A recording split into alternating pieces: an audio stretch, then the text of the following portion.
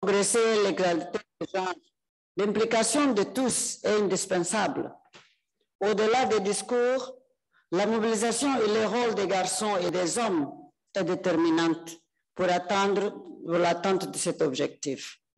L'implication des hommes et des garçons au sein de leurs différentes communautés est essentielle pour mener les membres de la communauté à faire des choix positifs en matière de santé et à lutter contre les violences basées sur les genres. Mesdames et messieurs, quand on nie les opportunités à une partie de la société, à la longueur, ou même pas à la longueur, à moyen terme, c'est tout le monde qui va souffrir et qui souffre déjà. Ce n'est pas un choix, c'est une obligation impérative qu'on doit ouvrir les opportunités à tous et à toutes.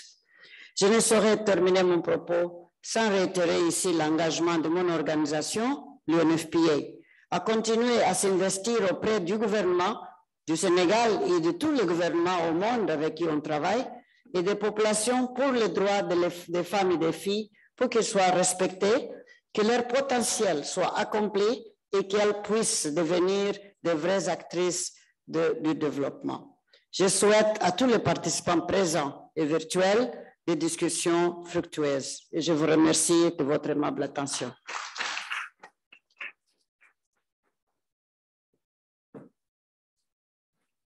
Voilà, encore merci Madame Argentina Matavel. Je rappelle que vous êtes la directrice régionale de UNFPA. Et juste vous rappeler, mesdames et messieurs, chers invités, que ce panel est à la fois présentiel et virtuel. Près d'1 million d'internautes sont attendus. Et vous dire également que cet événement virtuel est retransmis en direct et en exclusivité sur la chaîne YouTube de UNFPA. Merci René, merci. Rappelez également que nos confrères blogueurs sont là et à la fin de ce panel de haut niveau, ils nous diront le nombre d'impressions, les personnes qui sont en ligne, qui ont interagi avec nous. Donc, rappelez que nous sommes en version hybride et nous allons tout de suite rejoindre Madame la ministre de la Femme, de la Famille, du Genre et de la Protection des Enfants qui est à New York, qui assiste au CSW, qui va dire son mot, son allocution. Est-ce qu'on peut applaudir très fort pour encourager toutes les personnes qui sont ici, mais qui sont également en ligne, qui suivent, et dire à Madame la ministre qu'elle a la parole. C'est toujours un honneur et un plaisir pour nous de pouvoir échanger et partager sur ces rencontres qui nous permettent de parler de ces freins, de ces obstacles que les femmes ont et auxquels elles font face. Merci encore une fois, Madame Matavel, de redire ces mots, ouvrir les opportunités à tous et à toutes. Merci beaucoup. Si la régie est prête, nous allons écouter ensemble l'allocution de Madame la ministre. Merci beaucoup. Merci Nina. Vous m'entendez? Merci. Vous m'entendez? On vous entend, Madame la ministre. Très bien, merci beaucoup. Madame la directrice régionale du Fonds des Nations Unies pour la population de l'Afrique.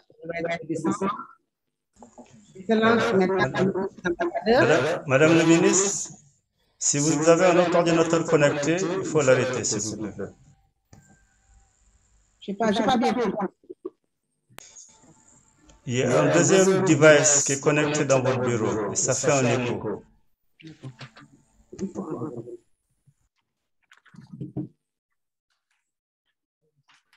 C'est bon?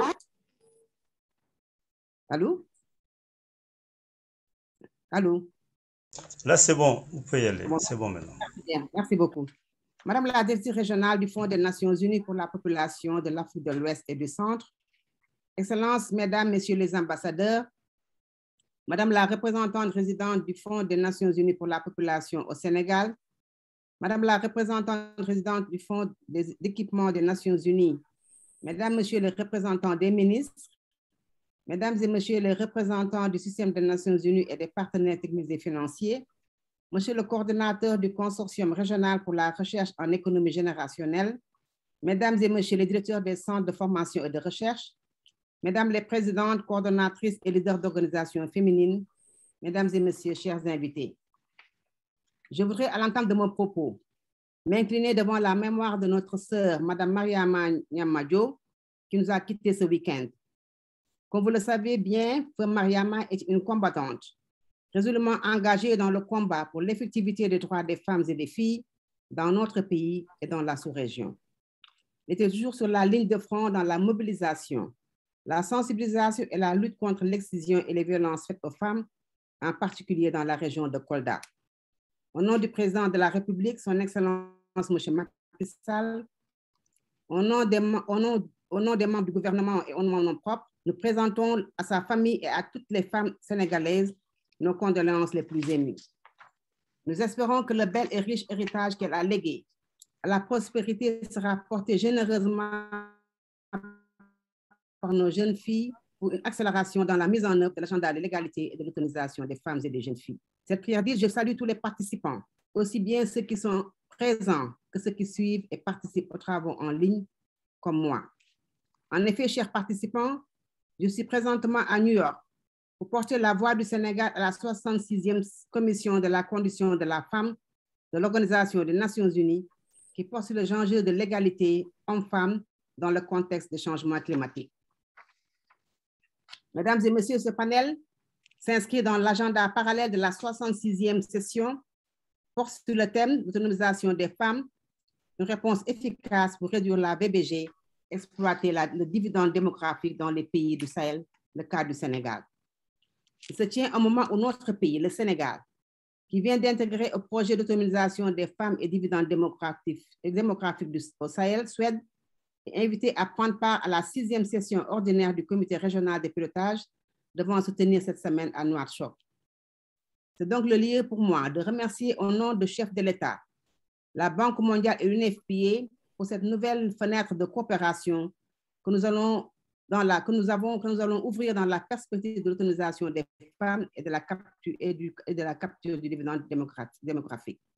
Au demeurant, cette expression de gratitude, je la porte également au nom de toutes les organisations féminines sénégalaises et tous les réseaux de jeunes engagés aux côtés du département à donner corps à notre grand projet d'une société solidaire dans un état de droit, sans discrimination, où les hommes et les femmes auront les mêmes chances de participer à son développement et de jouir des fruits de sa croissance.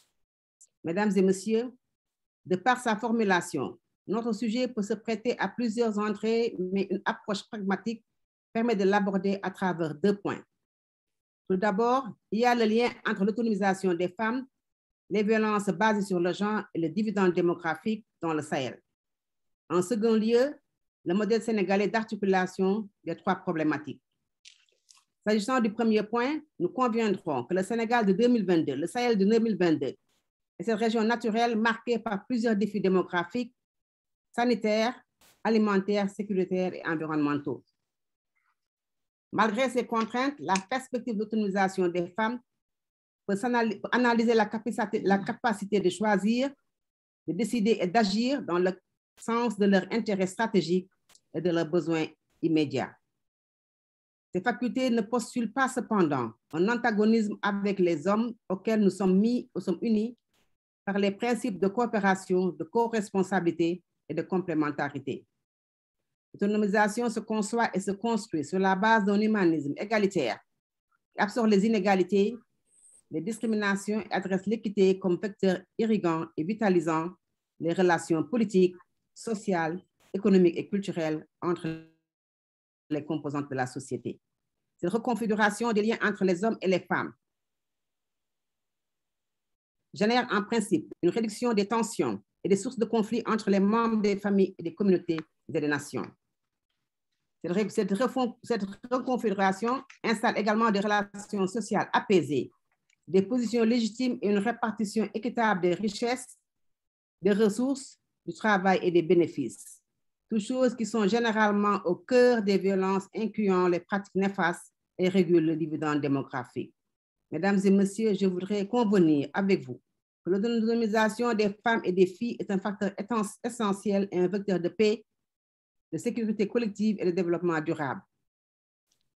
Il en résulte dès lors qu'elle constitue une base solide asseoir une réduction des violences et une optimisation du potentiel des hommes et des femmes qui vivent ensemble, comme c'est le cas dans notre pays, pour en venir au modèle sénégalais.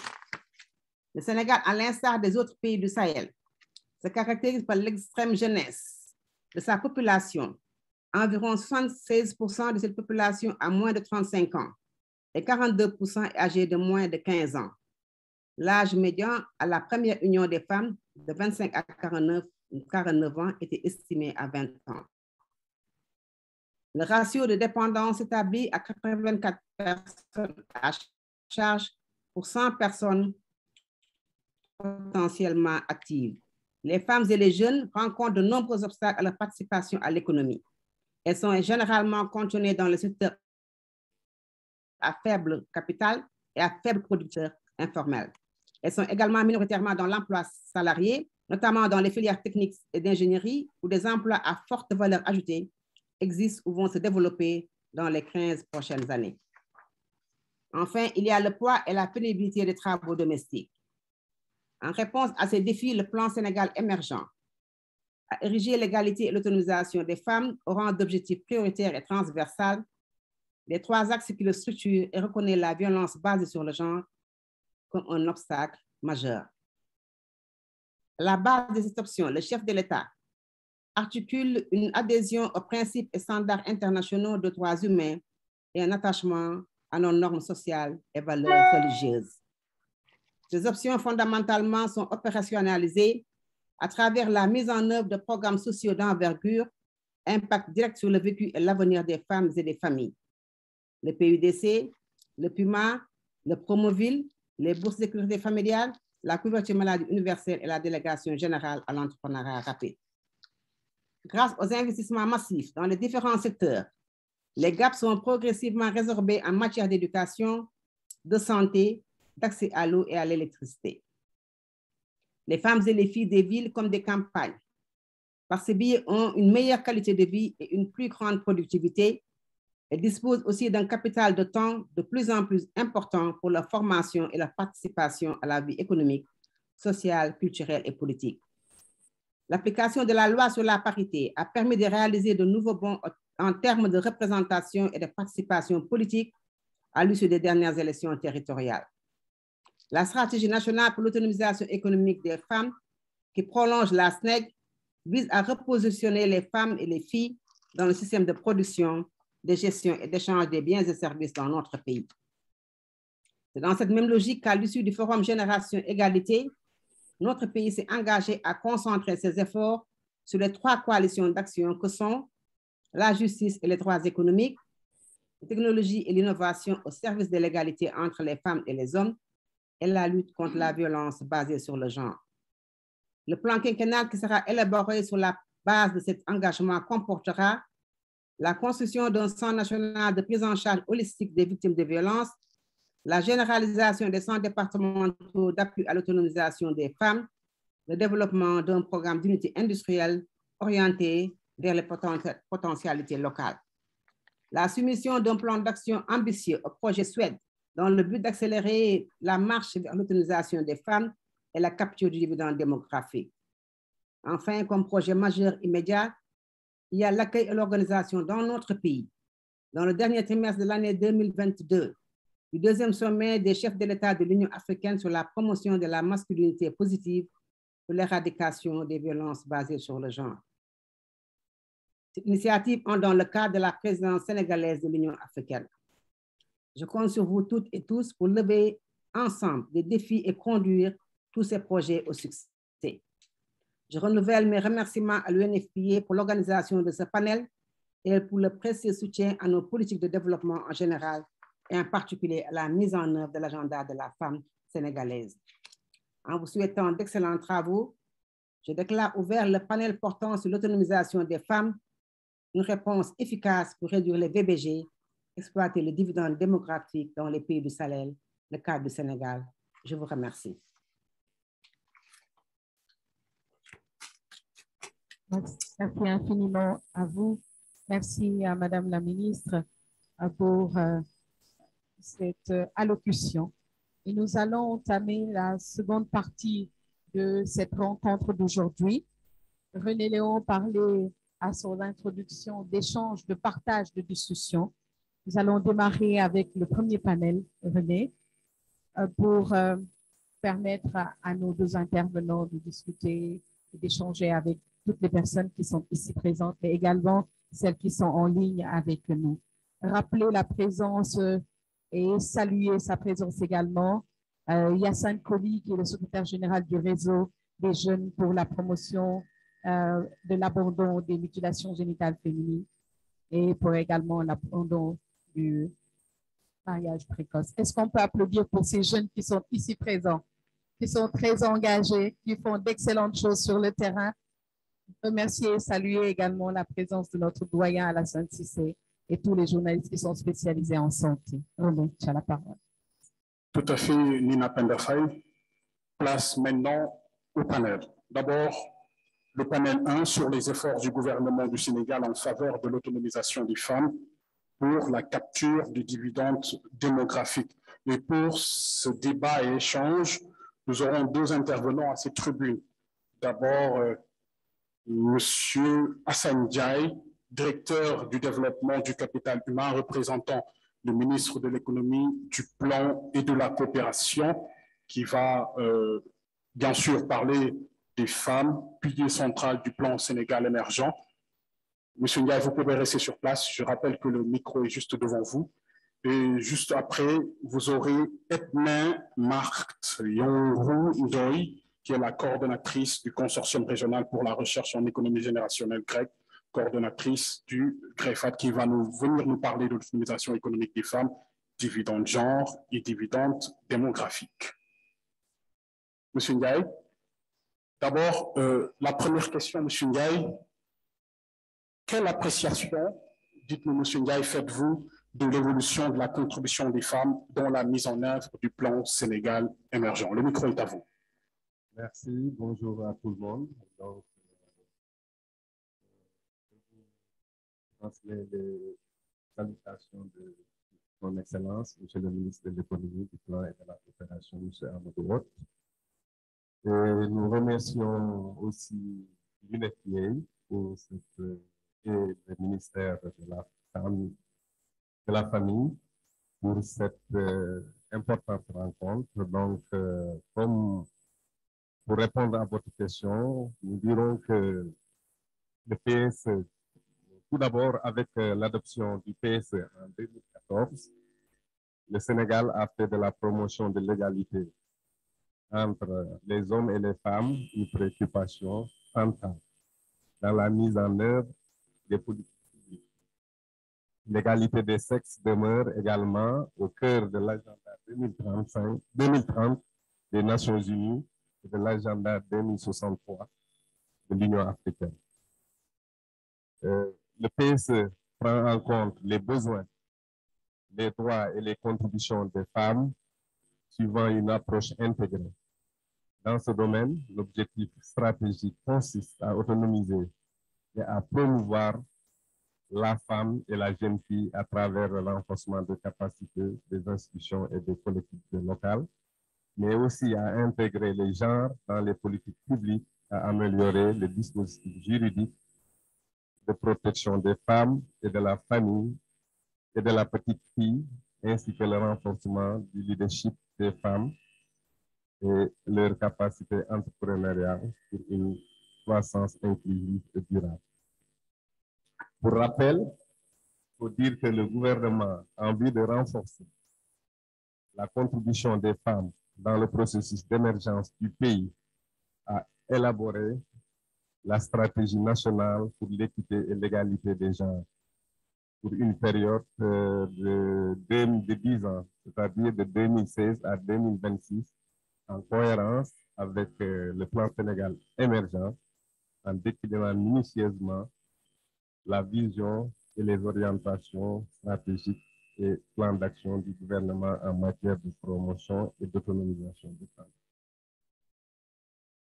On peut entre autres comme contribution noter d'une part la participation des femmes dans les activités de création de richesse qui est renforcée,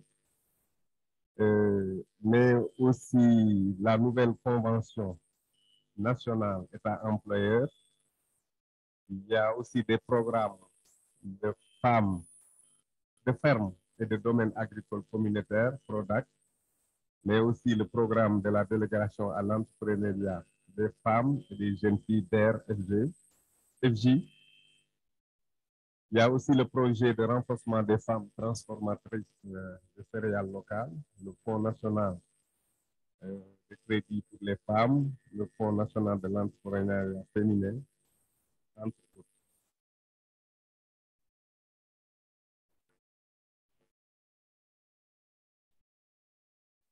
Il faut dire que tous ces programmes et projets sont mis en œuvre afin de relever le défi qui starte l'éclosion de la contribution des femmes à la mise en œuvre du PSE. Pour les cadres institutionnels et juridiques qui intègrent davantage la dimension genre, nous pouvons parler de la politique d'institutionnalisation du genre dans l'administration publique qui s'est renforcée avec l'adoption d'un budget sensible au genre et réalisé à l'ensemble des ministères. Globalement, il a constaté que la contribution des femmes dans la mise en œuvre du PSE est de plus en plus croissante, aussi bien au niveau institutionnel qu'opérationnel. Toutefois, il faut noter que cette contribution n'est pas encore optimale en raison de l'existence de plusieurs défis qui ont encore Ok, mais juste une question, M. Ndiaye. La question que j'avais envie de vous poser, c'est quels sont les défis persistants qui entravent la pleine contribution économique des femmes au développement socio-économique au Sénégal et comment justement les contourner? Pour ce qui est des défis persistants qui entravent à la pleine contribution économique des femmes au développement socio-économique au Sénégal et comment les contourner, il faut dire que le gouvernement est renforcé des efforts pour la promotion de l'équité et de l'égalité des genres à travers une interprétation progressive et effective des questions de genre dans les priorités de développement socio-économique du pays. L'adoption de politiques dans les priorités de développement socio-économique et des programmes en cohérence avec les objectifs de développement durable. Les inégalités entre les hommes et les femmes persistent encore au Sénégal. Pour réduire de manière drastique et éliminer ces inégalités, les défis suivants relevés. On peut noter entre autres la lutte contre l'analphabétisme des femmes, surtout en milieu rural, mais aussi le renforcement des capacités techniques, managériales et organisationnelles des femmes en vue de faciliter le développement de leur entreprise et leur accès aux marchés locaux internationaux, mais aussi l'amélioration de l'accès des femmes aux facteurs essentiels de production, à savoir le foncier, le financier, le financement, les intrants de qualité, les infrastructures et équipements modernes de production. Tout à fait, M. Ndiaye. Je pense que vous avez juste 5 minutes pour développer tout cela. Vous êtes à 6-7 minutes, mais déjà, merci pour cette contribution et pour ces précisions. Et je pense qu'on peut passer sans tarder à Mme Edma Marthe Yahoundoy. Je rappelle que vous êtes la coordonnatrice du consortium régional pour la recherche en économie générationnelle, CREC, coordonnatrice également du CREFAT. Madame Doy, parlons de l'autonomisation économique des femmes, du dividende genre et du dividende démographique. Dites-nous, est-ce que déjà vous pouvez nous expliquer la pertinence de la dimension genre dans la capture du dividende démographique?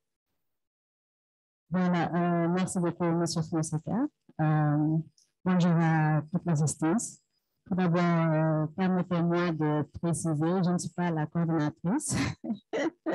Donc, je suis là au nom du professeur Latif Dramani, qui est coordonnateur du CREFAT. Voilà, donc pour des raisons de santé, il n'a pas pu se déplacer, mais il est de tout cœur avec nous. Voilà, donc pour revenir à votre question, la pertinence de l'autonomisation de la femme dans la capture des dividendes démographiques. Donc, je vais commencer d'abord par la définition des dividendes démographiques, peut-être beaucoup longtemps.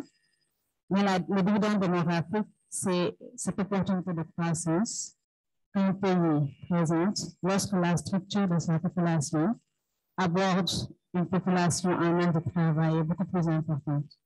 Donc, lorsque la main-d'œuvre est assez disponible pour prendre en charge la population dépendante. Alors, au fait, nous utilisons un outil, le NTA, National Transfer Account, qui nous permet de voir l'évolution de la consommation en biens et services et du revenu sur tout le cycle de vie, donc de la naissance à 90 ans et plus. Donc, en faisant l'analyse genre, là, on voit que les femmes sont déficitaires. Et c'est une évidence, on en parle tous. La femme participe peu aux activités du formel, je veux dire, parce qu'elles sont très actives dans l'informel. Mais c'est beaucoup plus dans le formel que le travail est visible. Bon, bien qu'il y a des efforts qui ont été faits pour une prise en compte du secteur informel, il y a aussi le deuxième outil qu'on utilise, le NTA. Donc, le premier nous permet de voir que les femmes sur le marché formel sont déficitaires, mais qu'elles contribuent activement à l'économie, au bien-être, je veux dire. Parce que le bien-être dépasse la compréhension globale du PIB, par exemple. Donc, on ramène tout à ça, mais le concept a évolué avec les travaux d'Amartya Sen. Et le bien-être va au-delà du PIB. Donc, les femmes, elles ont cette fonction de reproduction sociale. Donc, elles font le travail domestique non rémunéré et qui n'est pas pris en compte dans la comptabilité et qui fait que c'est un travail invisible. Donc, ce qui veut dire que les femmes, elles contribuent, mais leur contribution n'est pas valorisée. Voilà. Donc, la pertinence au niveau du dividende démographique, c'est que le dividende démographique soulève la question du développement inclusif et qui parle d'inclusivité, donc parle d'égalité des chances, parle de non-discrimination. Donc, ici, en faisant les analyses, on voit qu'il y a des équilibres. Donc, il est nécessaire de tout faire, de mener des politiques pour favoriser l'autonomisation de la femme, pour capturer le dividende démographique. Mais justement, Madame Doy, quels sont les leviers qu'il faudrait actionner pour assurer cette capture du dividende démographique, tenant bien sûr compte de la dimension genre? D'accord. Donc, permettez-moi de revenir encore sur un autre outil qu'on utilise au CREG, parce que je suis du CREG. Donc, il y a un outil qu'on a développé appelé DDMI, Demographic Dividend Monitoring Index, qui nous permet de voir les différentes dimensions de la vie économique et sociale. Donc, à travers 5 dimensions, nous avons le déficit de cycle de vie, le cadre de vie, la pauvreté. Nous avons l'IDHE, donc le capital humain étendu, et les réseaux et territoires. En faisant l'analyse de l'outil pour le Sénégal, il s'est avéré qu'il y avait 3 principaux leviers qu'on pouvait activer pour vraiment accélérer, avoir une participation beaucoup plus active, beaucoup plus importante des femmes à l'économie, à savoir le capital humain. Donc, dans le capital humain, vous retrouverez l'éducation et la santé. Ensuite, nous avons les transformations structurelles et la création d'emplois. Et enfin, un troisième lieu, nous avons la gouvernance et les responsabilités. Donc, il y a certes, nous avons les textes internationaux qui ont été ratissés et tout, mais on doit beaucoup plus veiller, donner beaucoup plus de chance aux femmes. Quand je parle de chance aux femmes, il y a beaucoup d'aspects. Hein. On peut parler de beaucoup d'aspects, mais je vais préciser, par exemple, l'accès aux terres, qui peut être une condition sine qua non à l'accès au crédit, par exemple, pour développer une activité. Donc, c'est en gros, pour ne pas sortir de mon temps, c'est ces trois éléments-là. Merci beaucoup, Madame Doy. Mais juste une dernière question, parlant bien sûr de l'autonomisation économique des femmes. Quelles seraient les pistes de solutions pour la mobilisation des ressources, bien évidemment en faveur de l'autonomisation des femmes et des jeunes filles, et quel levier actionner pour que ces derniers aient toutes les chances pour capter les financements disponibles? Voilà, bon, je pense que la première solution, c'est l'engagement d'abord de l'État. Si on a l'engagement de l'État pour, comment dire, pour soutenir la cause de la femme, l'autonomisation de la femme, je pense qu'on peut tout obtenir. Donc, mais cela passe d'abord par un plaidoyer. Donc, ce plaidoyer-là peut être porté par, voilà, je pense qu'ici, il y a beaucoup de groupements de jeunes, de femmes et autres, mais également par les centres de recherche, parce que quand on porte un plaidoyer, par exemple, à une instance de décision comme l'État, il est bon de venir avec des évidences, voilà, des preuves tangibles qui montrent vraiment, qui viennent appuyer votre plaidoyer, la cause que vous défendez. Maintenant, pour ce qui concerne les moyens pour, j'ai un peu oublié la question, c'est par rapport aux moyens à mettre en œuvre pour que les femmes puissent capter les ressources, les financements, c'est ça? Bon, j'ai parlé tout à l'heure de l'accès à la terre, d'accord? Mais aussi, il y a cette capacitation de la femme à travers les mentorings, etc., les activités de formation, de renforcement de capacité, mais aussi la mise en place de plateformes multifonctionnelles. Parce qu'on a montré que tout est question de temps. Voilà, si on libère un peu de temps pour la femme, par exemple, en facilitant l'accès à l'eau, l'accès à l'électricité, par exemple, en mettant en place des moyens dans la zone rurale, par exemple, ça dégage un peu de temps pour donner à la femme assez de temps, excusez la répétition, pour se consacrer à des activités génératrices de revenus. Voilà, merci. Merci beaucoup. Merci, Madame Etma Marthe Yahoundoy. Également, un grand merci à Monsieur Hassan Ndiaye, directeur du développement du capital humain, représentant bien sûr le ministre de l'économie, du plan et de la coopération. Sous vos applaudissements, mesdames et messieurs, s'il vous plaît. Merci pour ces précisions et ces informations que vous venez à l'instant de nous donner. Nina Pandafay, le micro est à toi. Merci René. Je vais en redemander encore. Est-ce que vous nous faites une ovation pour nos officiels? Parce que dafa melni dafa am ñoo xamantene soit ndekkiwuñu wala añaguñu, ils ont faim, ils n'ont pas encore petit déjeuner ou n'ont pas encore déjeuné. Je veux vous entendre applaudir encore fort pour donner beaucoup de courage à ces femmes qui vont intervenir. Alors, on a entendu les officiels, on a entendu les politiques, on a écouté les chercheurs. Maintenant, on va donner la parole aux actrices, celles qui sont sur le terrain. Et quand je parle d'actrices et de celles qui sont sur le terrain, je parle de récits de vie. Comme on dit en Wolof, ce que tu n'as pas vécu, tu ne peux pas le dire, tu ne peux pas le raconter. Donc, on va leur donner la parole. Mais bien avant cela, je vais vous poser une question. Est-ce que vous connaissez Odia? Qui connaît Odia ici? Je veux voir les mains se lever. Vous connaissez Odia? Qui connaît Odia? Je veux voir les mains comme ça. Qui connaît Odia? Tout le monde? Non, apparemment, personne ne connaît Odia. Ce serait grave de ne pas connaître. Est-ce que vous avez déjà vu ou entendu parler de lui? Levez la main si vous connaissez Odia, pardon. Ça fait plaisir. Alors, Odia est avec nous. Vous voyez ses caricatures. Et pour moi, c'est un plaisir de parler de lui, parce que je l'ai rencontré en 2008 à l'époque.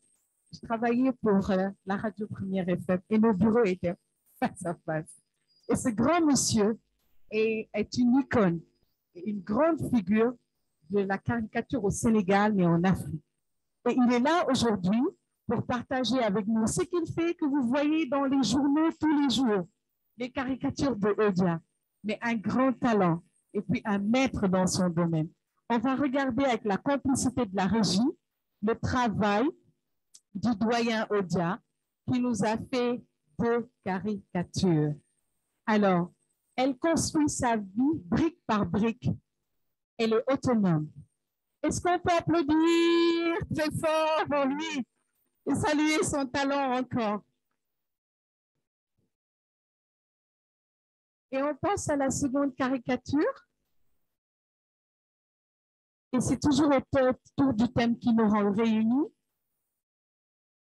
PUDC, PUMA, justice et droit, loi, parité, lutte contre les violences sur le genre. On a Madame la ministre donc, qui porte toute sa lettre de mission. Nous avons les filles. Regardez ce que je vous emmène. Donc, voilà la seconde caricature du doyen Odia. Est-ce que vous n'êtes pas du doyen Odia, vous voir? Doyen, merci. On va continuer. On va le laisser poursuivre. Et là, on rentre dans la phase de discussion. Et je disais tantôt que nous allions échanger avec ces femmes actrices qui sont sur le terrain. Je salue également la présence de toutes ces femmes qui sont dans le développement. Yaay Bayam, si je ne sais pas les autres, ne vous fâchez pas, mais mun nañ tàccu mère Yaay Bayam bu baax a baax a baax. Oui, oui. Doyen Odia, il est concentré sur sa seconde caricature, mais on le verra à la fin. Vous le verrez à la fin pour le reconnaître si vous le croisez dans la rue, parce que c'est un homme de l'ombre, en fait. Merci encore une fois. On le verra à la fin, il va se présenter. Donc, pour la seconde partie par rapport aux discussions, je vais appeler Madame Sali Sadio. Madame Sali Sadio, elle est où? Anna, Madame Sali Sadio. Voilà, merci beaucoup. Elle va s'installer. J'appelle également une autre, Madame Djadja Baldé. Anna, Madame Djadja Baldé. Madame Djadja Baldé.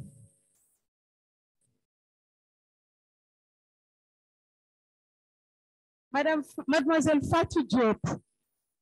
Elle est où, Mademoiselle Fatou Diop?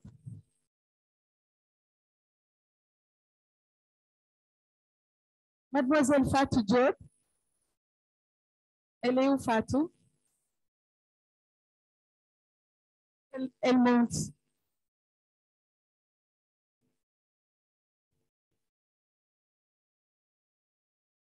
Madame Adjiba. Madame Adjiba, Mademoiselle Fatou Diop, rejoignez le présidium, s'il vous plaît. Je vous invite à rejoindre le présidium.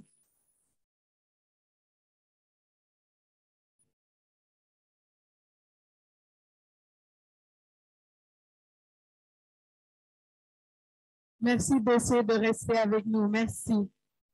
Madame Ba, rejoignez le présidium, s'il vous plaît. Légui nak dama gëna soxla sen attention yéen ñëpp, j'ai encore besoin de votre attention. Je vais me mettre à côté de mes amis qui sont au fond là-bas. Alors, je les introduisais, René, en disant que elles vont nous dire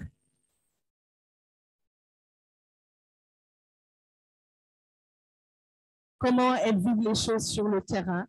Mais je vais démarrer par Madame Sali Sadio. Est-ce qu'on peut encourager et applaudir Sali?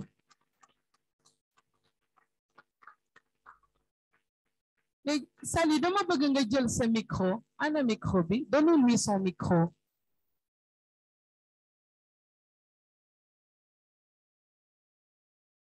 Sali léegi da ngay làkk wolof wala pulaar parce que nee nañ ma pulaar ngay làkk pour ñu defal la traduction. Léegi mën nga wax tuuti wolof après tuuti rek. Waaw baax na, d'accord. Léegi tey damay nangu nekk jaam léegi jaam bi moo lay laaj est-ce que di nga def tuuti Alors, elle va s'exprimer en pulaar et ensuite son accompagnante va traduire pour elle ce qu'elle a dit en pulaar. Mais je disais en wolof tout à l'heure, j'aurais souhaité qu'elle nous accorde quelques minutes de tout ce qu'elle aura à dire en wolof. Si c'est possible, elle fera les efforts nécessaires. C'est son esclave sérère qui le lui demande. Merci beaucoup. Alors, Sally a été excisée et à la suite de cette excision, elle a eu un handicap. Elle est handicapée moteur, comme vous le voyez, donc une personne à mobilité réduite. Elle nous vient de Kolda.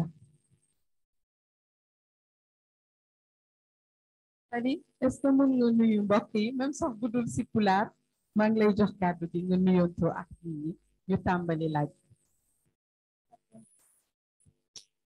Salaamaaleykum. Ko Sally Sadio Mouté, Leoda Kolda, membre du club des jeunes filles de Sicile Trupano.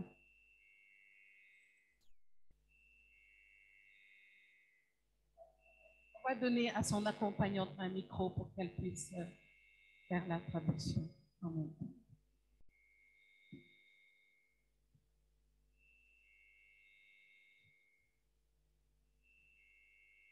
Donc, Sally, dama bëggoon, on aurait aimé vraiment qu'elle nous dise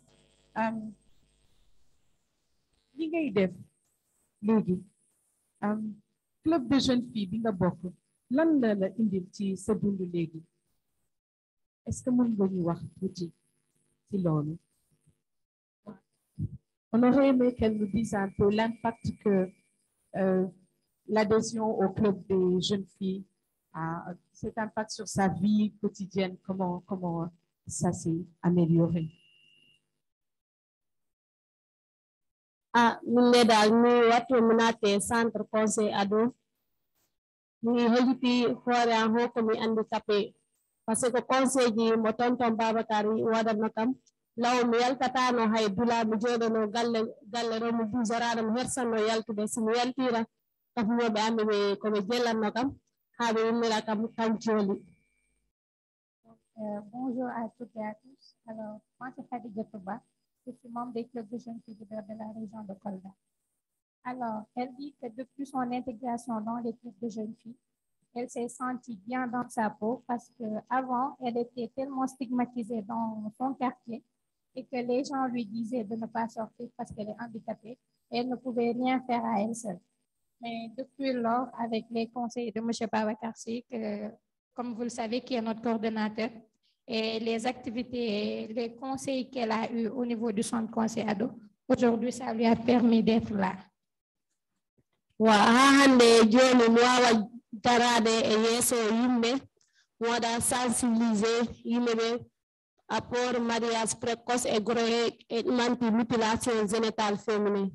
Donc, depuis son intégration dans les clubs de jeunes filles, maintenant elle est apte et capable à animer des sensibilisations sur les mariages précoces, les grossesses et aussi les mutilations génitales qui sont un sujet tellement sensible et qui lui est directement affilié.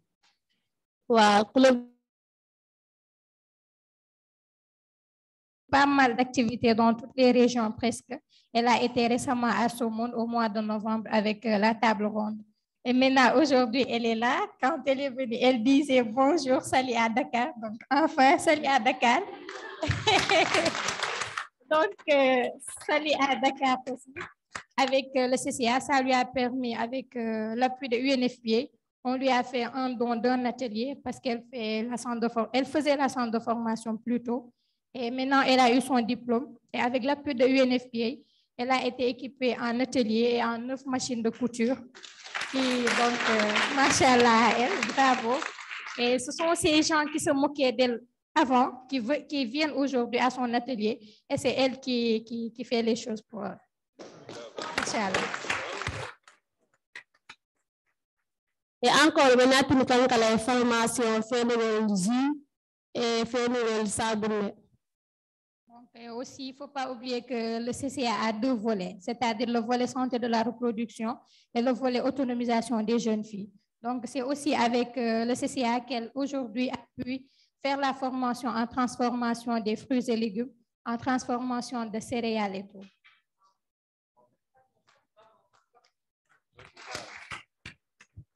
Força, elle, on va encore applaudir et lui demander. Vous pouvez regarder les images d'illustration du travail que Sally fait. On l'encourage, on la félicite, on va lui demander quel est le message qu'elle a adressé aux autorités, aux parents, par rapport à cette question de la protection des enfants, des jeunes contre les VBG et les pratiques néfastes, en particulier l'excision. Est-ce que Sally mun nañu wax son message? Est-ce qu'elle peut nous dire lan la bëgg wax autorité yi ak waajur yi si VBG, hein? Surtout excision? Merci. Min de dal message min fala wadde lancé on fala haalde parents ji no ɓe accu sinnonogol sukaɓe rewe par ce que on dit conséquence o e dow min. Donc, le message qu'elle souhaite lancer aux parents est d'arrêter d'exciser leurs enfants parce que ça ne fait qu'aggraver la santé de la jeune fille. Et voilà qu'elle est un exemple illustratif des plutôt des conséquences des mutilations génitales féminines. Wa min ana nawnare wadi kam handicapé, ana goɗɗo wadi kam handicapé ko mutilation génitale féminine wadi kam handicapé parce que watu mum joguino 3 ans moda mutilé ko joni mo watano yaade hay dula mo watano darade mo joditi ko koyngal ngal ñongi mo waɗi si nena mi yehi kala dulayo ɓe hori fortude koyngal ngal mi nawi kam galle kaw am Kolda o haalde hawre wa patron handicap international ɓe ndaari kam tan ɓe yi kam koyngal mangal faɗo mbaɗa feere hangal forto mi waɗa suivi 3 opérations. Donc, je pense que là, c'est tellement triste et émouvant parce qu'elle nous raconte son vécu avec les conséquences des mutilations. Parce qu'elle dit avoir été excisée à l'âge de 3 ans. Donc, ça lui a causé cet handicap-là. Elle ne pouvait pas marcher. Et aujourd'hui, c'est avec le centre conseil ado et le projet FODE qui lui ont pris en charge et lui ont fait subir des opérations parce qu'elle a subi 3 opérations pour pouvoir aujourd'hui être là où elle est, être parmi nous et avoir sa place dans la société. Parce qu'elle s'est dit que ce n'est pas parce que je suis mutilée, ce n'est pas parce que j'ai un handicap que je dois m'isoler, que je dois rester à la maison.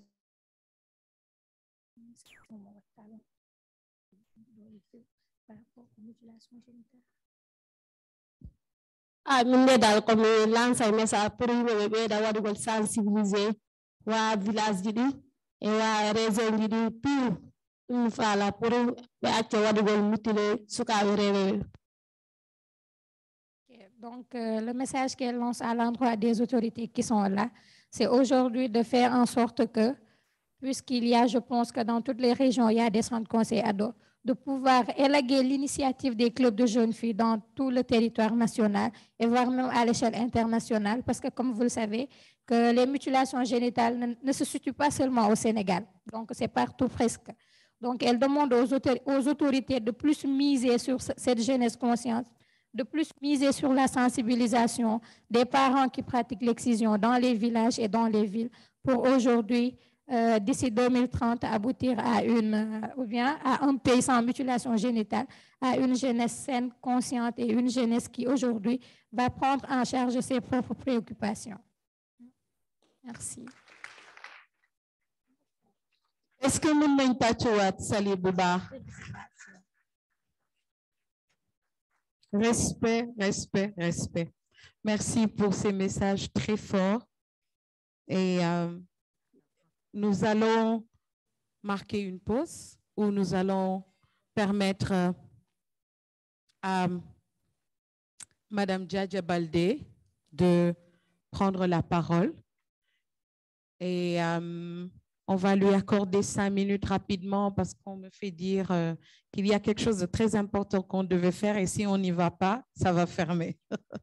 Donc, Madame Djadja Baldé est une ancienne fistuleuse. Est-ce que? Djadja Baldé est une ancienne fistuleuse et la fistule, pour ceux qui ne savent pas, je sais que tous ceux qui sont ici savent ce que c'est, découle de complications de l'accouchement. Et Madame Djadja Baldé est parmi nous également pour nous dire comment elle a vécu la situation de la fistule obstétricale et comment en est-elle sortie. Madame Baldé, est-ce que mën nga ñu wax fistule bi nan la ñëwee ak nan nga ko dundee? Ñu ngi lay nuyu bu baax di la sargal. Waaw maa ngi leen di nuyu ku ci nekk ci turam ak santam. Je peux dire que aujourd'hui, si je suis là et que j'ai pas peur et que j'ai pas honte aussi et que je porte des vêtements sans risque de les salir, je dis alhamdoulilah à Fodé et à UNFPI.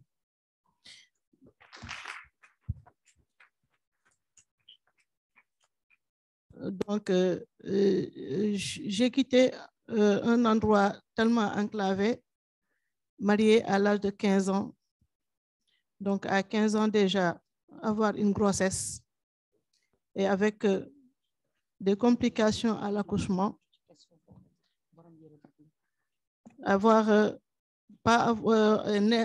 mettre au monde cet enfant-là sans vie, éventuellement, qui a provoqué cet accident-là. Donc, j'ai vécu pendant des années et des années avec cette fistule-là, loin de tout le monde, rejeté par tout le monde. Pratiquement ton mari, pratiquement ta famille et tout le monde. Tu ne vas plus à des événements, tu ne sors plus, tu es chez toi. Donc, rejeté par tout le monde. C'est un vécu terrible. Mais aujourd'hui, quand même, je dis que dans la vie, vous pouvez vivre beaucoup de choses, mais si jamais vous parvenez à être sereine et à garder l'espoir, un jour, peut-être que tout va disparaître. J'ai eu l'information avec Fodé et éventuellement UNFPI qu'il y avait des opérations qui se faisaient au niveau de l'hôpital régional. Et c'est comme ça que j'ai eu à faire cette intervention chirurgicale. Et je suis redevenue la Djadja, quand même, aujourd'hui, qui est face à vous. Bravo, bravo. Voilà. Alors, je vais juste embrayer rapidement pour vous demander les activités génératrices de revenus que vous avez. Qu'est-ce que ça a changé dans votre vie? Oui, après l'intervention chirurgicale, je devais que les gens ne savent pas ou qui savent et dont ils ne parlent pas. Madame Djadja Baldé, merci beaucoup. Si vous avez un mot, un message à dire, quel serait ce message rapidement pour épuiser notre temps? Voilà. Nous nous sommes constitués en association, donc des femmes porteurs de fistules réparées et guéries, donc dont je suis la secrétaire générale. Donc nous menons des sensibilisations pour éventuellement briser ce silence, afin que les gens sachent exactement ce qui provoque ce fléau. Voilà. Merci beaucoup. Merci. Merci infiniment. Nous avons avec nous également Fatih Thioub. Fatih, prenez le micro. On va prendre le micro et vous donner. Vous êtes présidente du club des jeunes filles de Matam.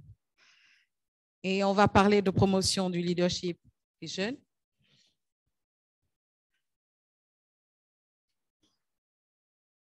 Alors, par rapport au club de jeunes filles qui ont permis de libérer le potentiel des jeunes que vous êtes aujourd'hui, et vous incarnez ce leadership, comment ça s'est développé? Symbol of leadership here. How did you develop that initiative? Bonjour à toutes et à tous. Good afternoon, everyone. Mon nom c'est Fatih Thioub. Je suis étudiante à l'Université Gaston Berger de Saint-Louis en langue étrangère appliquée. Et je suis là en tant que présidente du club des jeunes filles de Matam, plus précisément au quartier Soubalo. Donc, j'aimerais d'abord revenir sur l'importance des clubs de jeunes filles. Les clubs de jeunes filles ont une importance capitale dans la formation et l'encadrement des jeunes filles au niveau des villages, des communes et des quartiers. Moi, en tant que présidente du club de jeunes filles de Soubalo, je suis m'intégrer et m'associer à la cause des jeunes filles et j'ai développé mon leadership à travers des formations, des séminaires et des projections de films auxquels j'ai assisté. Et c'est ce qui a permis de développer mon potentiel et le leadership que j'ai aujourd'hui. Donc, je dois beaucoup au club de jeunes filles. Merci. Merci beaucoup. Merci à vous. Alors, quels sont les conseils que vous donneriez à ces jeunes filles qui sont là avec nous et qui sont également en ligne, qui vous suivent? Le conseil que je donnerais aux filles, c'est d'adhérer au club de jeunes filles parce qu'elles n'y gagnent que de l'intérêt. Je leur dirais de ne pas avoir peur. Je leur dirais aussi d'adhérer à ces clubs afin d'avoir une expertise, une formation, parce qu'à travers ces clubs, on peut exposer tous ces problèmes et on peut aussi trouver des solutions, voilà, pour développer un leadership et avoir une très bonne formation. Voilà, c'est ce que je voudrais dire. Merci Fatih. Merci beaucoup. Merci beaucoup. Nous allons donner la parole à présent à Madame la directrice du Centre de formation professionnelle de Louga, Madame Adjiba Fall. Merci. On va parler de formation et intégration professionnelle, un gage de l'autonomisation des femmes et des filles. Est-ce que vous pouvez nous dire quelle est l'importance et quelle est la démarche du Centre de formation professionnelle de Louga pour l'identification et la sélection des 100 jeunes filles qui sont issues de milieux défavorisés, rapidement? Alors, merci, madame. Bonjour, l'assistance. Je reviens rapidement donc sur la démarche du Centre de formation professionnelle pour le recrutement des 100 jeunes filles appuyées par l'UNFPA. Donc, le recrutement se déroule d'abord par une phase de sélection. Et la sélection, il y a donc la sélection qui démarre par la mise en place d'un jury. La mise en place d'un jury. Donc, le jury est composé des acteurs qui sont l'inspection d'académie, le CFP, l'UNFPA, un membre de l'UNFPA, l'action sociale, c'est pour la vulnérabilité surtout. Il y a l'action sociale, il y a la jeunesse et sport. Donc, c'est l'ensemble des acteurs qui vont se réunir pour faire la sélection. Il y a le dépôt de candidature. Le dépôt de candidature comporte les dossiers. Le dossier le plus important, c'est le certificat d'indigence qui atteste de la vulnérabilité parce qu'on doit recruter des jeunes filles vulnérables. Il y a aussi le certificat de décès, de nom des parents ou les deux. Le pièce d'état civil et le certificat de scolarité. Donc, c'est l'ensemble des dossiers qu'on va déposer et il y a une phase de sélection. Ensuite, après la sélection, il y a l'entretien individuel avec le candidat et tout ça pour confirmer de la vulnérabilité de la fille. Et il y a de la délibération et on sélectionne suivant les options. Parce que la jeune fille doit choisir le métier qu'elle veut exercer. Merci. Très bien. Est-ce que vous pouvez nous parler des initiatives internes prises pour faciliter l'accompagnement et l'insertion des jeunes filles sortantes de votre centre?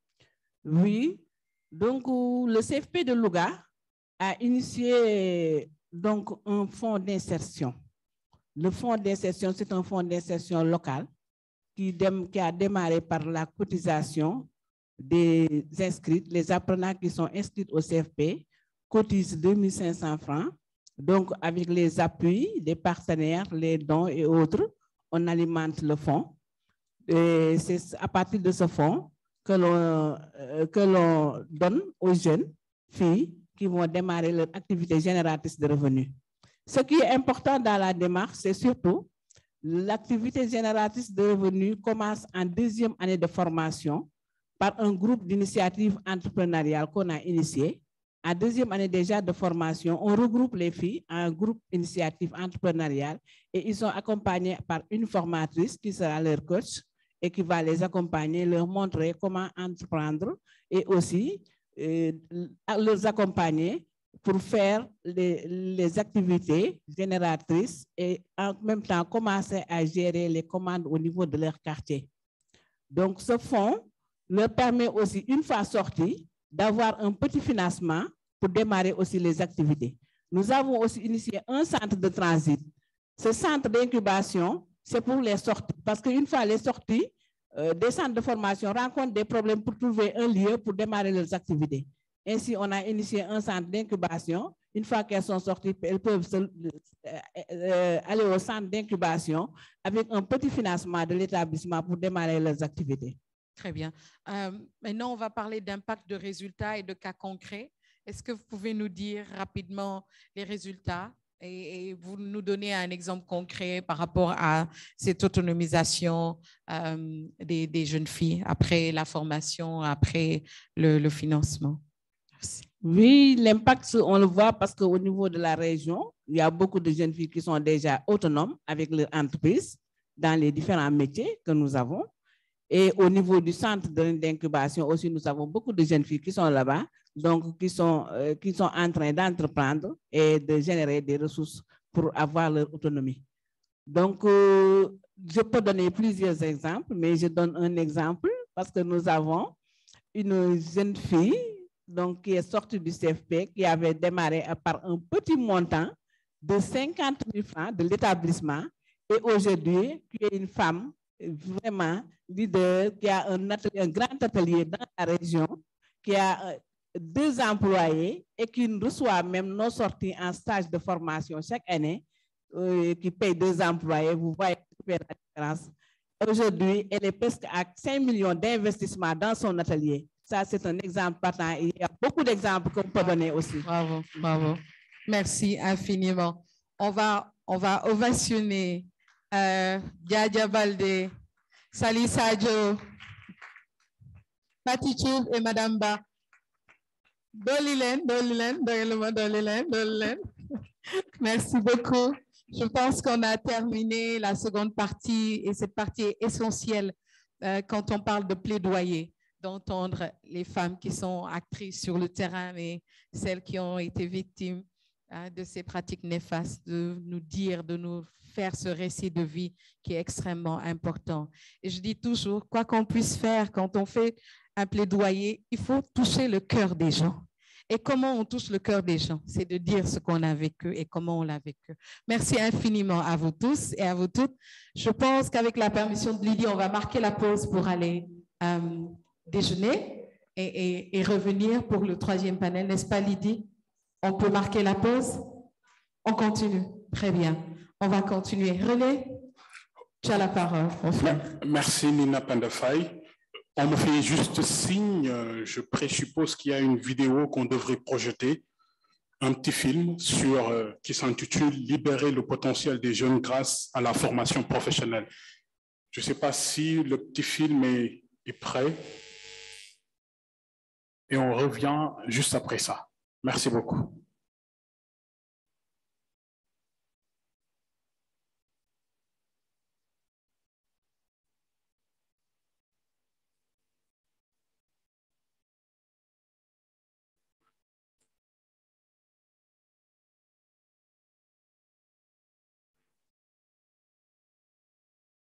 Apparemment, le film n'est pas encore en place. Si, on y va.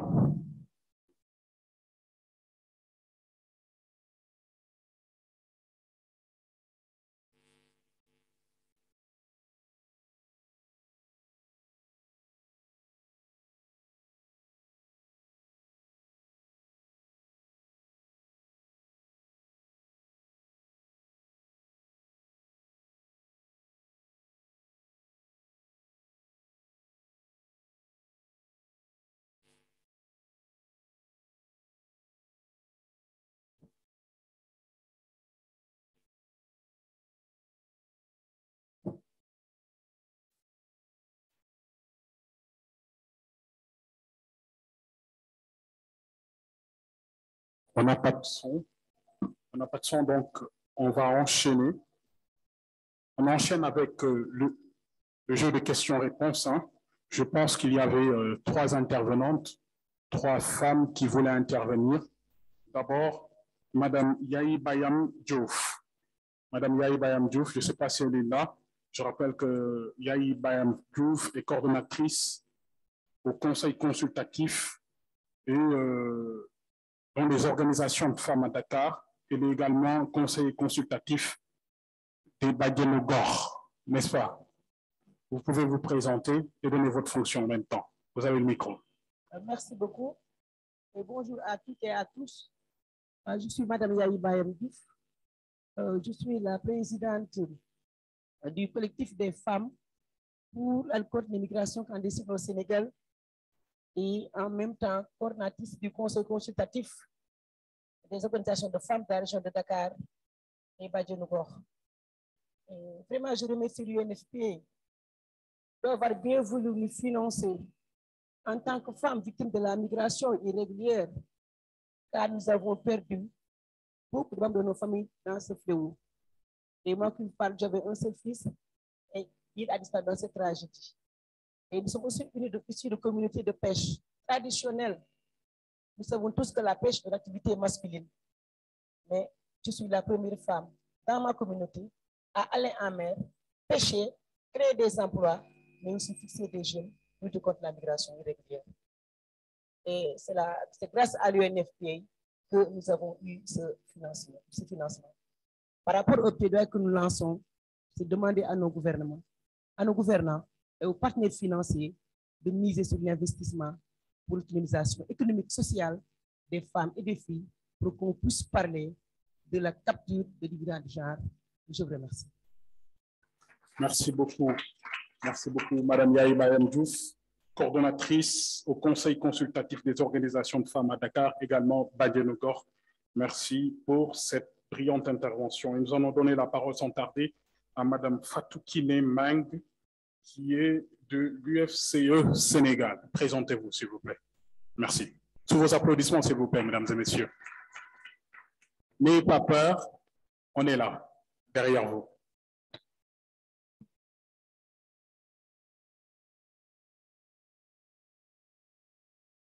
Bonjour, je m'appelle Fatou Kiné Mang. Je suis venue avec les femmes, l'Union des femmes, chef d'entreprise du Sénégal, avec le président, Madame Nicole Gakou. Je suis venue pour contribuer à cette belle panel. Et puis, je voudrais juste souligner un point sur les moyens de lutte aux femmes des chefs d'entreprise. Nous doivent avoir beaucoup plus de liberté et pour pouvoir être décisionnaire par rapport au processus de l'égalité des sexes. L'entrepreneuriat féminin et l'autonomisation des femmes doivent se faire en processus lorsque il s'agit de trouver leur contribution aux solutions favorables de l'Afrique. Et pour le développement, les femmes doivent avoir beaucoup plus de liberté pour pouvoir s'exprimer dans le développement de notre continent. Merci. Merci beaucoup. Merci beaucoup, Madame Fatou Kiné Mang. Je rappelle que vous êtes de l'UFCE, l'Union des femmes chefs d'entreprise du Sénégal.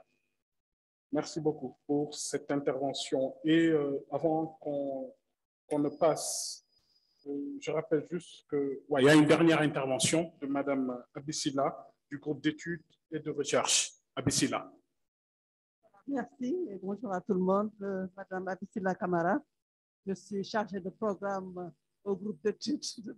Michel, vous devez avoir faim. Et là, je porte une autre casquette. Je ne suis plus avec les collectivités, mais j'ai toujours cette sensibilité. Et je voulais peut-être insister sur le rôle que doivent jouer les élus locaux, les collectivités locales. Quand on parle d'autonomisation des femmes, c'est dans les collectivités, Kolda, Tamba, le potentiel économique se trouve au sein des territoires. Et donc, ces collectivités territoriales ont un rôle important à jouer Et je pense que ce défi doit être relevé à travers des plans locaux de développement. Nous avons eu l'expérience de FAS Colobane, avec la foire de l'emploi, où les jeunes dynamiques, comme Mme May, ont eu à intervenir au niveau de la en place de moyens techniques. Vous avez parlé du club des filles, qui devait avoir au niveau des collectivités des espaces.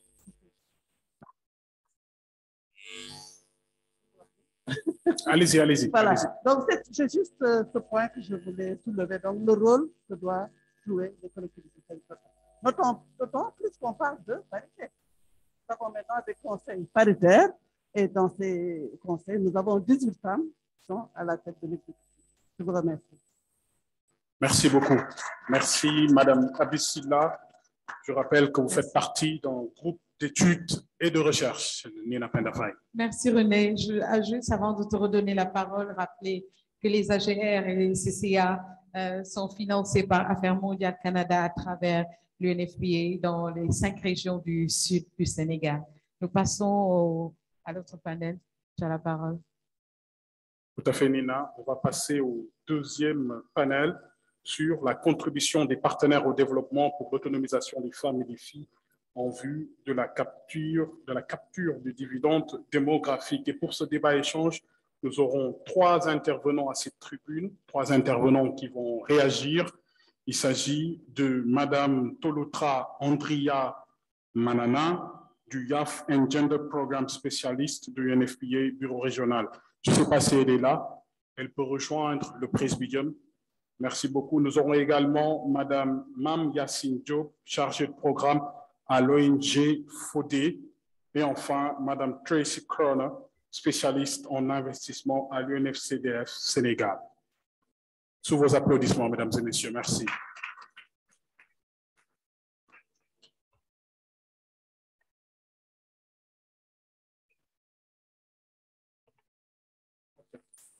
Et on me fait signe, on me souffle à l'oreille que Madame Tolotra Andria Manana va réagir depuis New York, hein, si je m'abuse. Donc, elle est en ligne. Bonjour, je suis en ligne. Bonjour, bonjour Madame Manana, on vous entend parfaitement. Donc, yes, it's myself.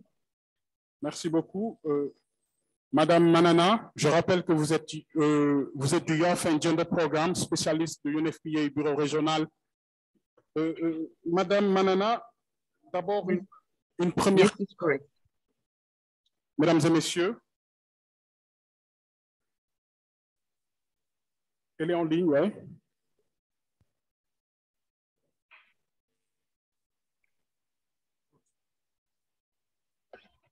Hein? D'abord, on vous laisse vous présenter. D'accord, merci beaucoup.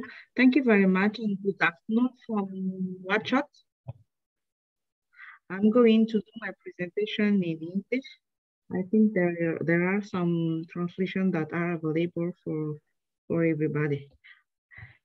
So I'm delighted to present today at this side event the contribution of SPED in harnessing the demographic dividend, especially in our region. So in Western Central African countries, efforts have been made and some progress were achieved in terms of economic growth, in terms also of reduction of poverty, in terms of reduction also of infant mortality, and also in the reduction of gender inequalities.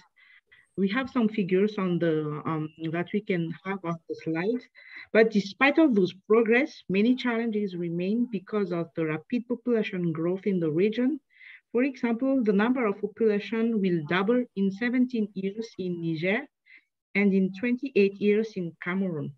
And these demographic challenges weigh on the economy because the number of dependent population is very high compared to the active one. And these demographic challenges is also combined with the issues of climate change that lead to the reduction of arable land, like the loss of 90% of the surface area of Lake Chad, or also the coastal erosion. And there are also challenges generated by recurrent political and armed conflict with terrorist groups in the region. So the SWED, or the Sahel Women Empowerment and Demographic Dividend, is a response to these challenges. In fact, SWED is a people-centered initiative leveraging human rights-based and gender transformative approaches. It is initiated by the head of state of 13 West and Central African countries.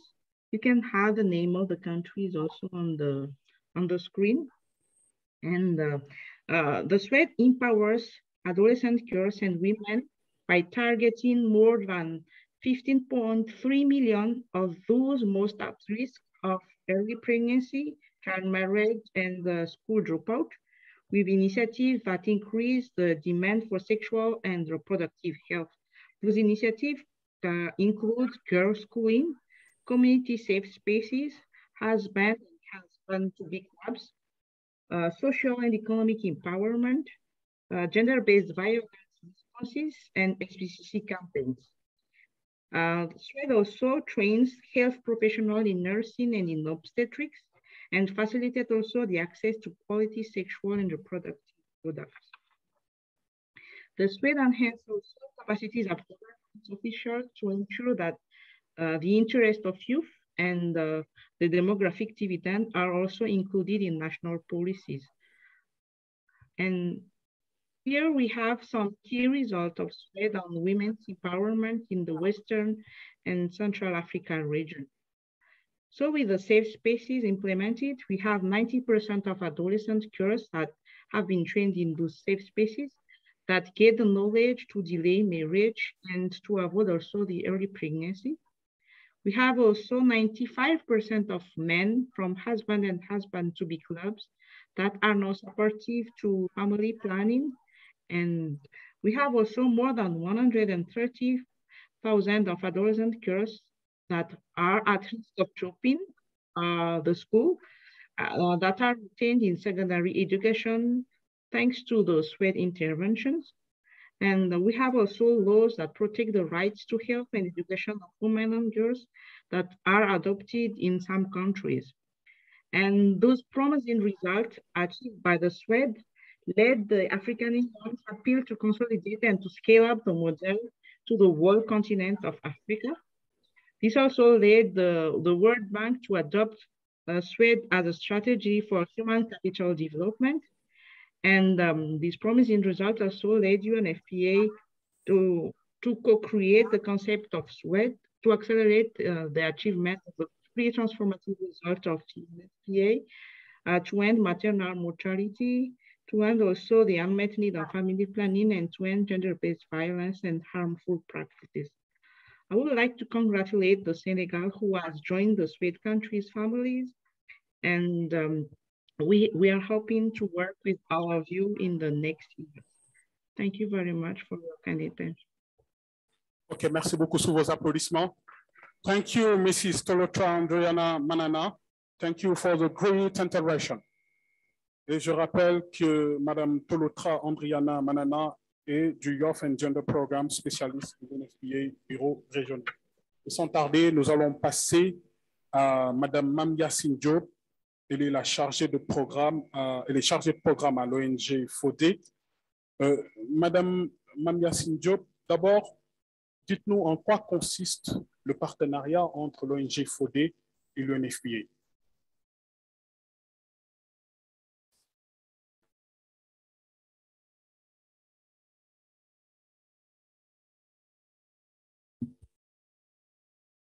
C'est bon, allez-y, c'est bon. Donc, nous tenons à remercier d'abord l'UNFPA de nous avoir invités à ce panel.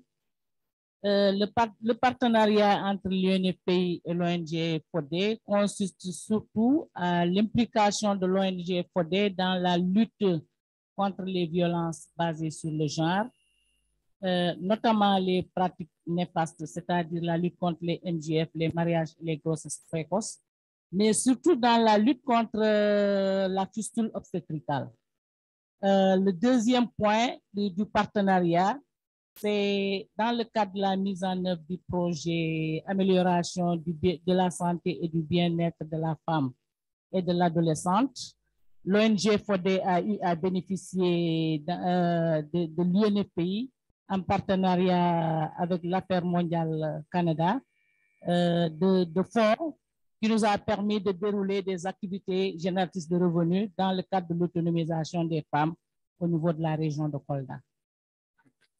Madame Diop, dites-nous quels sont les résultats qui ont été enregistrés depuis, bien sûr, ce partenariat. Ok, ce partenariat quand même a donné des résultats. Le premier résultat, c'est la mise en œuvre d'activités génératrices de revenus, de 3 activités génératrices de revenus dont 200 femmes ont eu à bénéficier. La première activité, c'est une ferme piscicole intégrée dans le village de Dianabo. Ferme piscicole intégrée. Au niveau de cette ferme-là, avec l'appui de l'UNFPI, nous avons eu à construire 2 bassins piscicoles, foncer un puits équipé d'un système solaire, de construire une boutique équipée d'un système solaire, de doter ce GIE de 2 congélateurs, d'un tricycle et d'une télé écran plat qui aujourd'hui est en train de donner des résultats.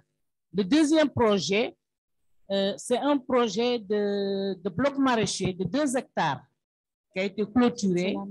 Un puits maraîcher a été foncé au niveau de ce bloc. Le puits a été équipé d'un système solaire. Le GIE a été doté d'un tricycle plus un magasin équipé de système solaire avec une télévision. Le troisième projet, c'est une unité de fabrique de glace, un bâtiment qui a été construit, office d'unité. Le GIE a été doté de 2 congélateurs. Le GIE aussi a été doté d'un tricycle, un mini-forage équipé d'un système solaire et une borne fontaine qui a été installée au niveau de ce village-là. Vraiment. En plus de ces 3 AGR, nous avons noté quand même l'amélioration dans l'alimentation avec la ferme piscicole qui aujourd'hui a permis à ces dames-là d'avoir du poisson fréquemment, le bloc maraîcher qui produit des légumes, le bloc maraîcher qui produit aujourd'hui des légumes, l'unité de fabrique de glace aussi, vraiment, comment dirais-je, le mini-forage qui a été foncé a permis d'alléger le travail des femmes, notamment à faciliter l'exode au niveau de ce village. Voilà, ça c'est le cadre de l'allègement des travaux des femmes. Tout à fait, hein. Merci beaucoup. Et on le voit tout en image, hein, tout en image, on vous voit tout en action au niveau de la ferme piscicole. Une dernière question, Madame Diop, avant de vous libérer. Dites-nous comment ces résultats ont impacté la vie des femmes et des filles bénéficiaires, mais aussi leurs familles. Hein. OK. Ces projets ont été installés dans les zones très éloignées. Dans ces zones, nous n'avons pas d'électricité, ni d'eau courante. Pour voir le courant, c'est très difficile. Le premier mini-forage qui a été foncé à Sanka était le premier dans cette collectivité locale-là, comme borne fontaine, eau courante. Vous comprenez un peu. C'est des localités où nous avons recensé beaucoup de cas de fistule, parce que ces localités sont très éloignées des structures de santé. Et c'est des localités où nous avons recensé beaucoup de cas de fistule dus à des accouchements difficiles, aux grossesses et mariages précoces. Nous avons noté vraiment comme impact au niveau de ces zones. En plus de l'allègement des travaux, nous avons vu que, en fait, avec l'électricité, le solaire qui a été installé, l'amélioration de l'éducation des enfants. Parce que les soirs, vous voyez les enfants courir, venir vers les ampoules installées pour apprendre leurs leçons. Ça a vraiment amélioré le niveau d'éducation des enfants. L'augmentation des revenus des femmes a permis d'être autonomes et de prendre des décisions sur l'éducation de leurs enfants, mais sur leur santé, la santé de la femme. Nous avons noté aussi comme impact l'événement des tricycles a facilité un peu le déplacement de ces communautés le fait de faciliter même la sortie des produits vers les autres contrées pour un peu commercialiser ce qui est produit. Vraiment, c'est une grande... Ils ont une grande révolution, de grandes avancées. Merci beaucoup. Merci beaucoup, Madame Mame-Yacine Thiam. Madame Mame-Yacine Diop, pardon, et encore bravo. Bravo à toutes ces femmes qui vivent dans les zones recluses et qui essaient autant que faire se peut de vivre dignement et dignement. Encore merci beaucoup et bravo. Et sans tarder, nous allons passer au troisième panéliste, Madame Tracy Corner. Je rappelle que Madame Tracy Corner est spécialiste en investissement à l'UNFCDF Sénégal. Madame Corner, d'abord une première question. Nous savons que les partenaires soutiennent l'État pour promouvoir l'autonomisation. Une agence de développement et aussi en même temps une institution de développement financier. Et nous sommes fiers de faire part d'un consortium prestigieux qui a lancé auprès de FONSIS le WeFund, qui est un fonds d'autonomisation économique des femmes. Et à part une contribution financière pour la phase pilote, l'apport le plus important des Nations Unies, c'était le WeIndex, un outil qui a été développé par UNCDF, PNUD et ONU Femmes.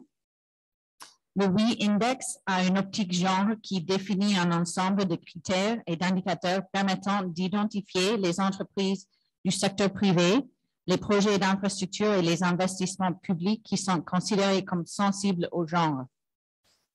La première décaissement du WeFund s'agissait d'un investissement permettant une extension des kiosques de Mburu, qui peut-être vous connaissez Mburu, n'est-ce pas? OK, super, j'espère.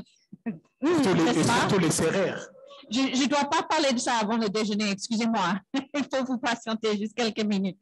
Alors, comme vous le savez, Mburu est fondé par une femme innovante, emploie des femmes, profite des produits locaux, intègre des solutions numériques et aussi cette extension de kiosques, c'était en dehors de Dakar. Alors, c'est aussi une décentralisation. Alors, c'est un bel exemple de comment combler le gap de financement des ODD à travers des ressources pérennes. Et dans une prochaine phase de WeFund, nous espérons pouvoir financer les PPP, c'est-à-dire les partenariats publics-privés pertinents, comme par exemple l'infrastructure pour des marchés couverts avec un stockage frigorifique, qui est d'ailleurs un besoin identifié pour le programme conjoint avec UNFPA, le dividende démographique au niveau de la commune de Faz. Merci. Merci beaucoup, Madame Cronin. C'est très important ce que vous dites là, mais juste une dernière question avant de vous libérer. Comment renforcer la mise en œuvre des projets conjoints du système des Nations Unies? Oui, merci. L'action d'action d'Addis Ababa et l'agenda 2030 identifient toutes deux la nécessité de multiples sources de financement qui doivent travailler ensemble efficacement et dans une nouvelle combinaison. Toutes les sources de financement publiques et privées, nationales et internationales, sont nécessaires pour financer le développement des ODD. Chez UNCDF, nous avons une plateforme d'investissement avec 3 véhicules de financement mixtes que nous pouvons mettre à la disposition des bénéficiaires et partenaires du système des Nations Unies. Et un grand part de mon travail, en réalité, c'est sur cette initiative de conseil en investissement. C'est la promulgation des outils à côté de l'assistance technique et des subventions qui sont les moyens traditionnels par lesquels l'ONU, le système des Nations Unies, s'acquitte son mandat. Et si vous me permettez, avant de terminer mes remarques, j'ai été inspirée tellement par le panel, les femmes douées et courageuses du premier panel, que j'aimerais bien citer les belles mots de Kofi Annan, ancienne secrétaire générale des Nations Unies, qui dit qu'il n'y a pas d'outil de développement plus efficace que l'autonomisation des femmes. Merci. Merci beaucoup, Madame Tracy Corner. Et merci également à Madame Mame-Yacine Diop, chargée de programme à l'ONG FODE également, à Mrs. Tolotra Andrea Manana. Je rappelle que nous parlions de la contribution des partenaires au développement pour l'autonomisation des femmes et des filles en vue de la capture du dividende démographique. Nina Pendafai.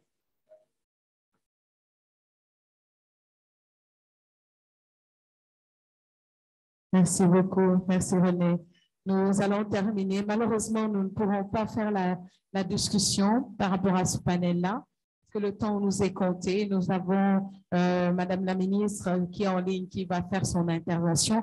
Mais bien avant cela, je vais partager juste avec vous un message dans le chat Zoom. Donc, pour ceux qui sont en ligne, un message: l'accès à l'éducation, l'indépendance financière sont des piliers extrêmement importants dans l'élimination des inégalités de genre. Et nous avons une autre intervention, c'est dans la salle. Nous demandons auprès de l'État un engagement incommensurable, car des jeunes engagés et très dynamiques sont prêts à se battre et à combattre les mariages précoces, les grossesses précoces, les violences basées sur le genre, sans oublier de promouvoir l'autonomisation des filles, mais si, bien sûr, avec l'aide de nos pères, frères, pour nous faciliter la tâche. C'est signé Nyanya Fall, présidente du Club des jeunes filles et étudiants en marketing et communication en L1. Elle est dans la salle avec nous. Merci beaucoup. On va applaudir très fort. Nous allons donner la parole à Madame la ministre pour son intervention et ensuite nous allons découvrir ensemble les caricatures du doyen Odia et donner la parole à nos frères et confrères blogueurs pour toutes les impressions. La régie.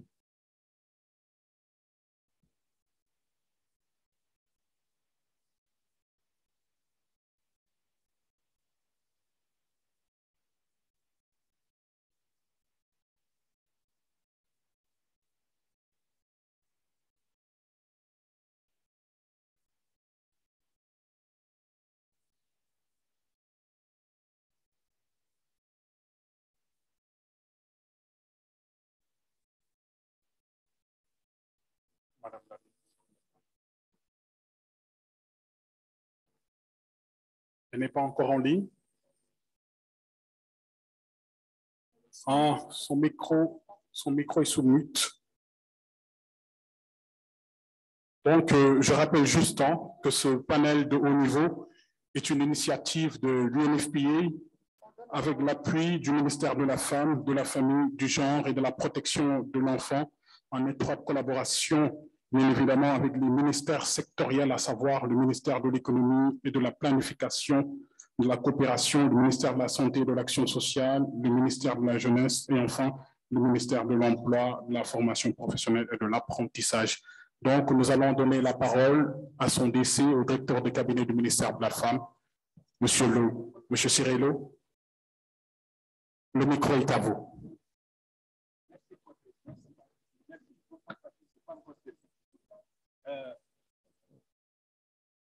Madame la directrice régionale,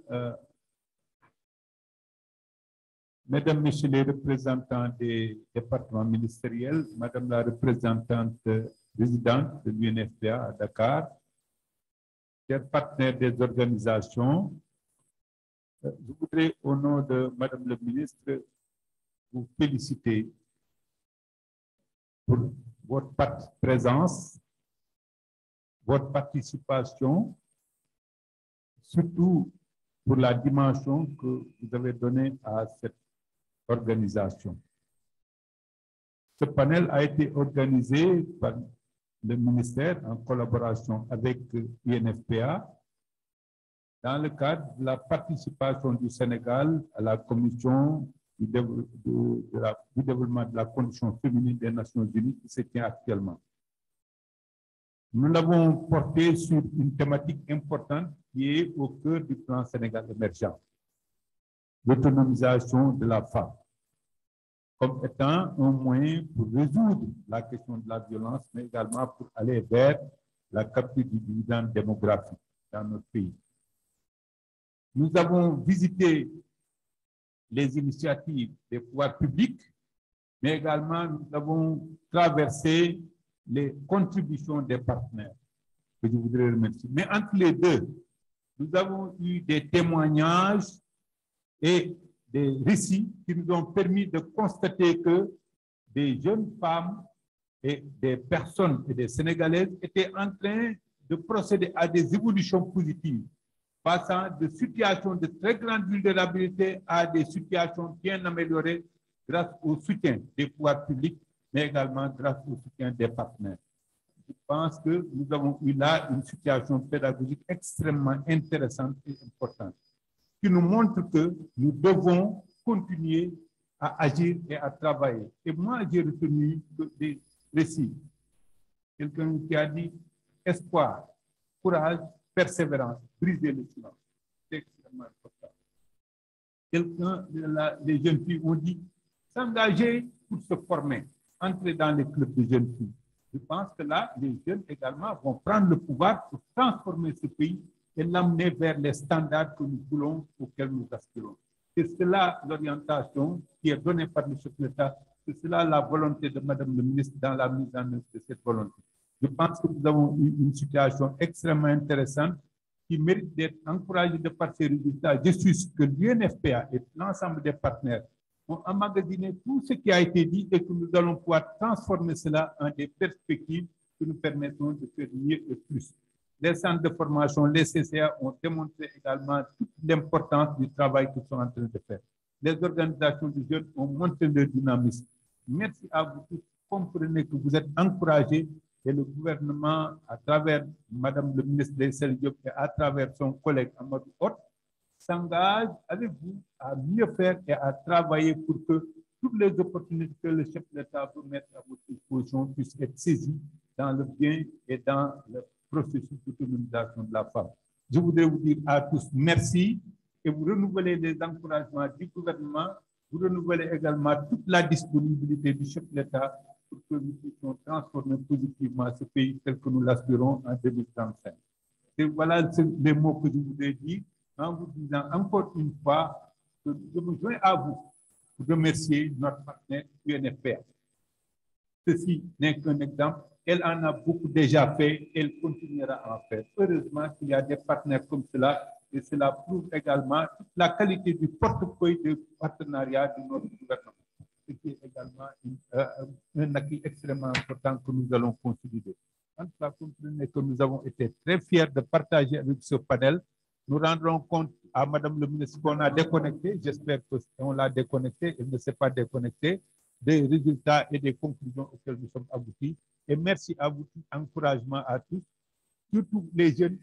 Tenez bien le bâton, le flambeau, il va être porté très haut. Tenez le flambeau, donnez le flambeau, mais ne faites pas tomber les vieillards. Nous sommes encore là derrière vous et nous voulons rester avec vous.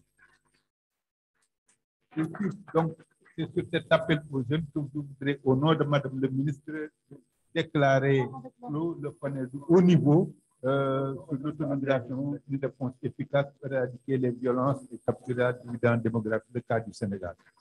Merci à nos animateurs. Le travail a été bien fait et vraiment merci beaucoup et bon courage. Nous avons besoin de personnes. Merci, merci beaucoup. Merci infiniment. Nous allons donner la parole au blogueur René.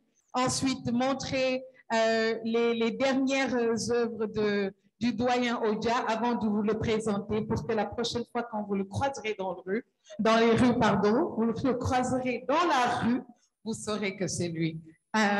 Chers amis, vous avez la parole. Et il paraît qu'on est à 2 millions, hein? 2 millions de vues sur YouTube, n'est-ce pas? On va laisser le blogueur nous dire. Bravo, ça mérite des applaudissements.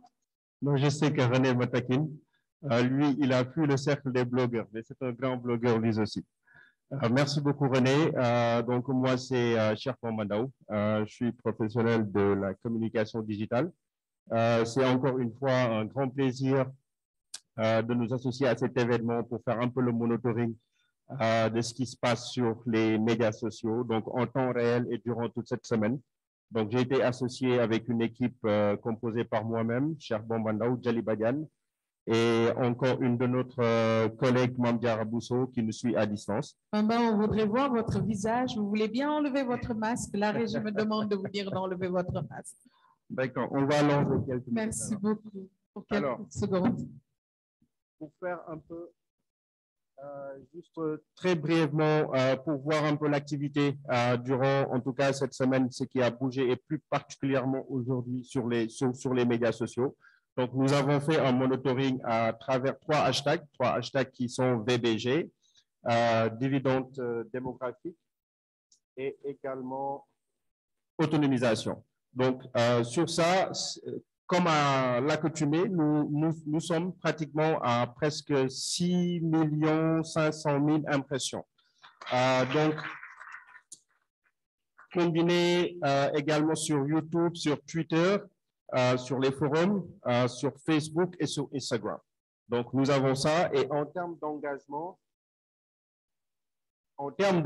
c'est-à-dire le nombre de personnes qui se sont vraiment engagées avec ces hashtags en termes de production de contenu, que ce soit photo, vidéo, très viral sur les médias sociaux, nous avons le chiffre de 418 200 personnes qui se sont vraiment engagées avec ces médias. Donc, par rapport aux principaux contributeurs, donc nous avons, donc je vais prêcher pour ma propre paroisse pour dire, nous avons, oui, Publisher, moi-même sur Twitter, nous avons Jali Badian, nous avons UN Woman, qui s'est beaucoup également exprimé sur ce hashtag, nous avons Isabelle Zongo, nous avons UNFPA Bénin, UNFPA Burkina Faso, UNFPA Sénégal, et les principaux, en tout cas, sources de trafic, c'est effectivement sur Zoom, sur Twitter, sur YouTube, sur Instagram et sur Facebook. Et sur TikTok, nous avons eu 9 mentions. Sur Twitter, pour aujourd'hui, plus de 100 mentions. Sur YouTube, nous n'avons pas encore les statistiques puisque c'est en parfaite évolution, c'est en streaming, mais que nous ne tarderons pas à voir. Mais juste pour résumer, il y a à peu près 6 500 000 de personnes qui ont en tout cas vu en termes de contenu sur Internet. Merci beaucoup. Merci, bravo. Merci beaucoup.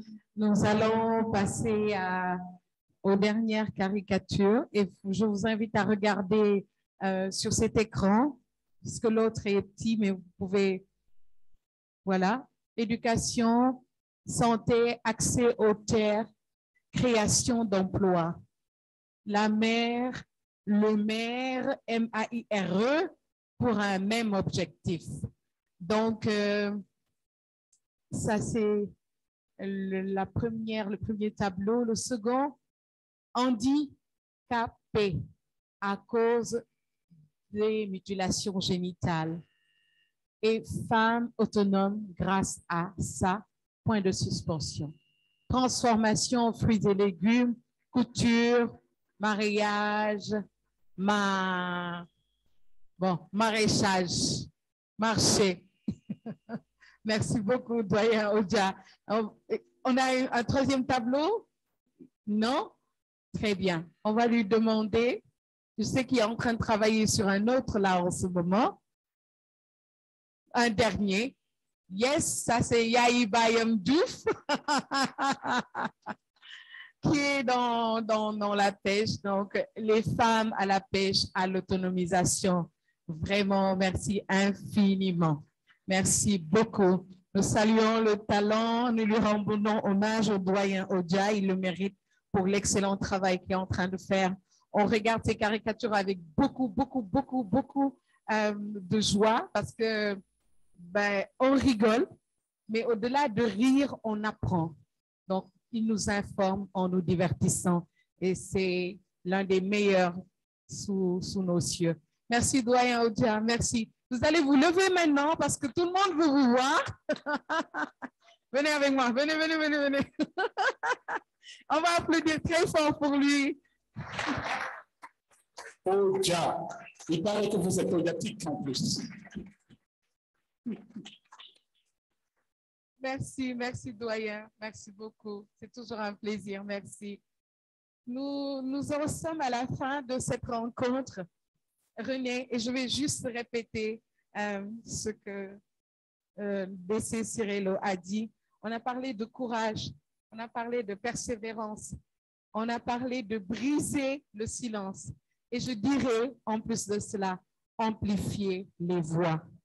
Amplifions les voix pour permettre aux femmes d'être autonomes et amplifions les voix afin qu'on puisse capturer le dividende démographique. Je vous remercie.